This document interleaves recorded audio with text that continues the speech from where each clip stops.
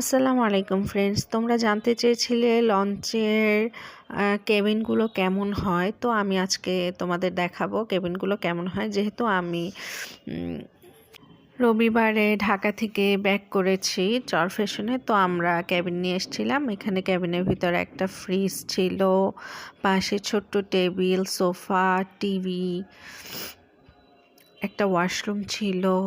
তারপর এখানে বড় একটা জানলার সিস্টেম ছিল, কিন্তু খোলা যায় না। যেহেতু ভিতরে এসি আছে, কেন খোলা যায় না আমি বলতে পারছি না। এখানে একটা মিরর ছিল, তারপর কাপড় ঝোলানোর জন্য হ্যাঙ্গার ছিল, একটা জায়নামাজ ছিল, একটা টাওয়াল ছিল,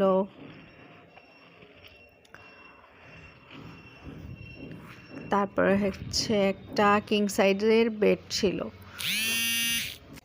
এই যে তোমাদের আবার একটু ঘুরে পুরো রুমটাই দেখাচ্ছি। বাই দ্য ওয়ে, বাইরে কিন্তু একটা বড় সোফা আর ডাইনিং টেবিল ছিল।